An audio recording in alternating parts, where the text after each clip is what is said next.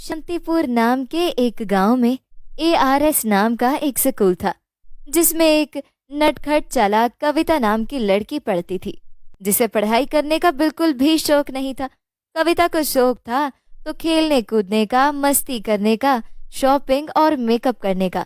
इसलिए उसका होमवर्क भी कंप्लीट नहीं होता था और परीक्षा में भी वो बहुत कम नंबर लेती थी। एक क्लास में दो दो बार फेल होती थी।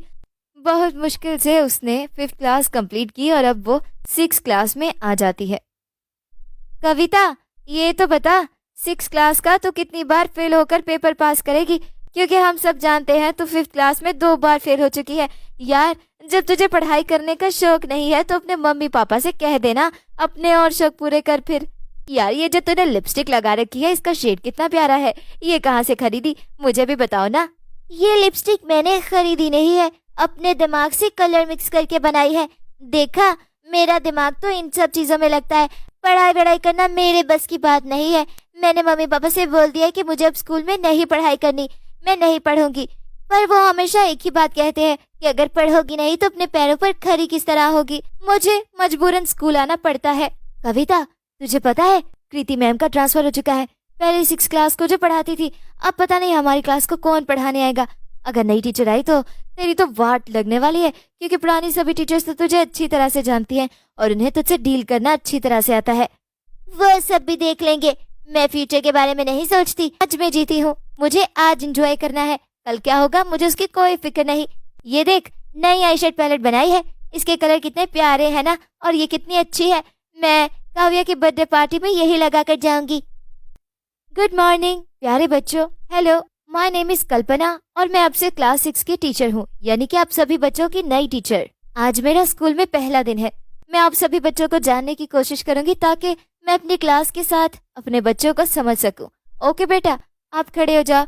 अच्छा, अपना नाम बताओ और अपने बारे में बताओ, कहाँ से आते हो? नेहा, ये है हमारी क्लास टीचर। यार, मैं तुझे अभी बता सकती हूँ, ये बहुत ज्यादा भोली भाली सीधी सादी है। जिस तरह आकर हमसे बातें कर रही है और इनकी ड्रेसिंग सेंस देख, इसे तो मैं अपनी उंगलियों पर आसानी से नचा सकती हूँ। बहुत मजा आएगा कल्पना मैम के साथ। कल्पना मैम के बात करने के तरीके से और इनकी ड्रेसिंग सेंस से कविता समझ जाती है कि ये बहुत सादी हैं, इन्हें बेवकूफ़ बनाना आसान रहेगा। कल्पना मैम क्लास के सभी बच्चों से उनका नाम और उनके बारे में पूछती हैं।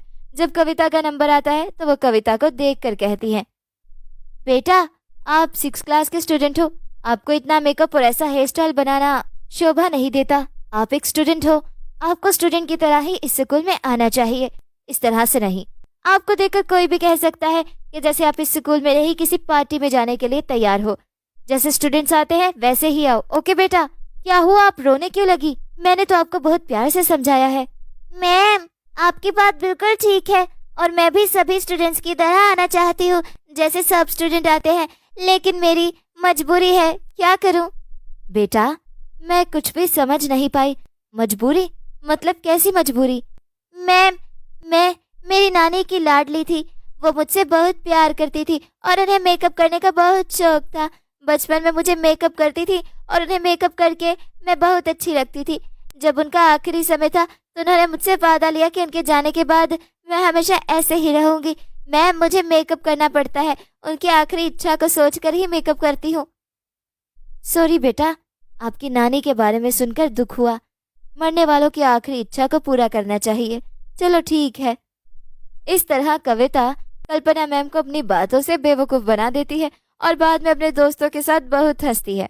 ऐसे ही समय बीत रहा था।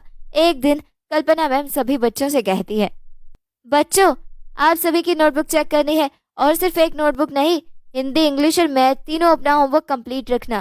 कल सभी की नोटबुक चेक होंगी और सभी की नोटबुक पर चार्ट पेपर चढ़ा हुआ होना चाहिए। ओके? कविता, अब क्या करोगी?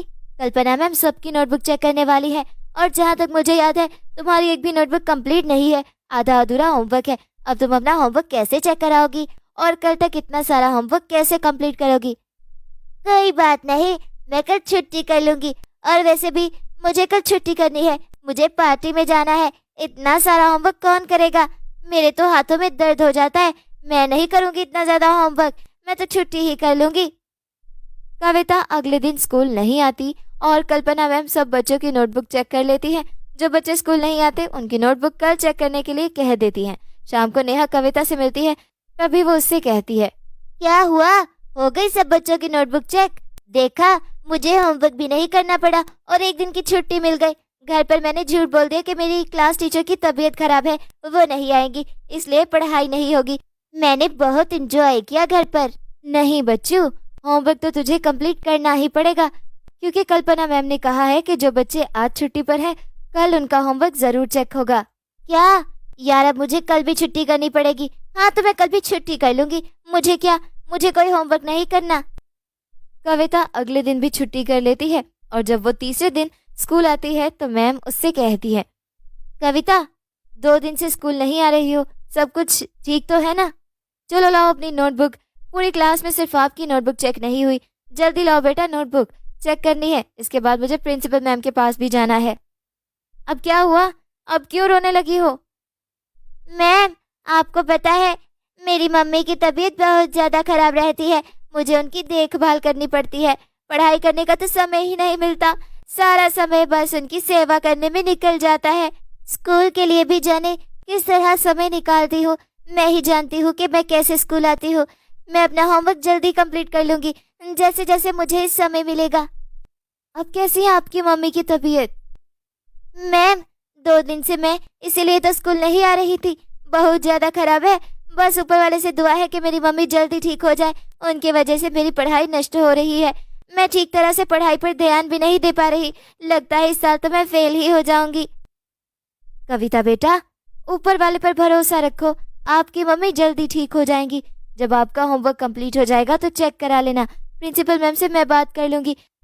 कविता मगरमच्छ के आंसू निकालकर कल्पना मैम को बेवकूफ बना देती है और जब वो अपने डेस्क पर बैठती है तो नेहा कविता से कहती है, यार तुझे तो फिल्मों में काम करना चाहिए, कितनी अच्छी एक्टिंग कर लेती है, पहले ही कल्पना मैम को ये बता दिया कि तू फेल भी हो सकती है, तुझे होमवर्क भी नहीं करना पड़ेगा, लेकिन प्रिंसिपल मैम से कल्पना मैम बात कर लेंगी। वाह बेटा वाह, मानना पड़ेगा तेरी एक्टिंग को। हाँ यार, ये मैम तो बहुत ही ज्यादा भोली भाली सीधी सादी है, बेचारी को झूठी कहानी सुनाती हूँ, 2 आंसू निकालती हूँ तो मुझ पर यकीन कर लेती है। पहले भी मैं अपनी मर्जी करती थी और अब भी अपनी मर्जी ही करूंगी, मैं कोई होमवर्क नहीं करूंगी, मुझे तो ऐसे बहुत मजा आ रहा है मैम को बेवकूफ बनाने का। ऐसे ही एक दिन कल्पना मैम बाकी टीचर्स के पास बैठकर लंच कर रही होती है कि तभी राखी मैम उनसे कहती है, वैसे कल्पना मैम, कविता स्टूडेंट को संभालना कितना मुश्किल होता होगा, आप ही जानती हैं, क्योंकि मैंने उसे 5th क्लास पढ़ाई थी, पढ़ाई का तो उसे बिल्कुल भी शौक नहीं, कभी अपना होमवर्क कंप्लीट नहीं करती और फैशन तो इतना करती है जैसे अभी उसे फैशन शो में जाना हो। बेचारी कविता की मजबूरी है फैशन करने की तो, और राखी मैम, बेचारी कविता तो पढ़ना चाहती है लेकिन क्या करे, वो अपनी माँ की तरफ से मजबूर है, उनकी तबीयत ठीक नहीं रहती ना, उनकी सेवा में लगी रहती है बेचारी, मुझे तो बड़ी ही दया आती है, उसका सारा बचपना ऐसे ही जा रहा है। अरे मैम, आप कविता के बारे में ही बात कर रही हैं ना, लगता है आपके सीधेपन का उसने फायदा उठा लिया है, उसकी मम्मी कोई बीमार नहीं है, बहुत अच्छी खासी है, मैंने उसे कल ही एक पार्टी में देखा था, वो मेरी मम्मी की दोस्त है ना। अरे इस लड़की को पढ़ाई का बिल्कुल शौक नहीं है, लगता है उसने आपसे बिल्कुल झूठ बोला है। इसके बाद कल्पना मैम कविता के ऊपर बिल्कुल भी भरोसा नहीं करती और उसे होमवर्क कंप्लीट करने का भी कहती है।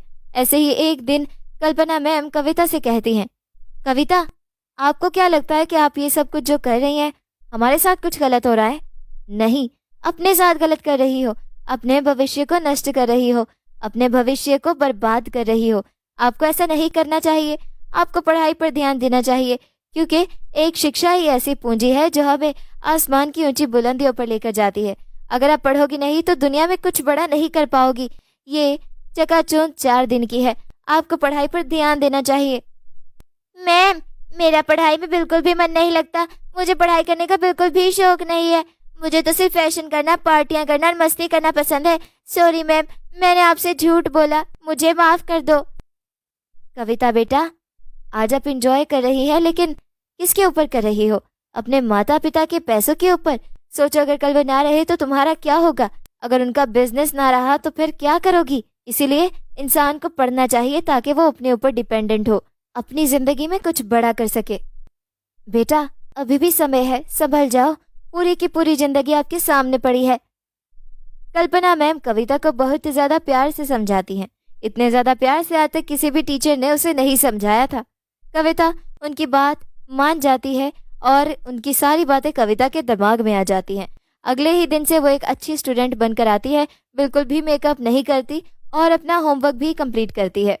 कविता, तू कविता ही है ना? यार आज तूने बिल्कुल भी मेकअप नहीं किया, क्या अच्छी स्टूडेंट बनकर आई है? कहाँ गई तेरी चालाकियाँ? नहीं यार, अब मैं किसी को भी परेशान नहीं करूंगी। और कल्पना मैम की एक एक बात मुझे समझ में आ गई है। मैं आज से सिर्फ पढ़ाई करूंगी, क्योंकि सिर्फ पढ़ाई करने में ही मेरा फायदा है। तो थोड़ी देर के लिए मुझे अपनी नोटबुक देना, ताकि मैं अपना होमवर्क कंप्लीट कर लूं। क्लास के सभी बच्चे कविता का ये रूप देखकर बहुत ही अचंभित होते हैं कि एक ही दिन में ऐसा कैसे हो गया। कविता सारा ध्यान बस अपनी पढ़ाई पर लगाती है और उसकी मेहनत रंग भी ले आती है। कविता एक ही बार में ये क्लास पास कर जाती है।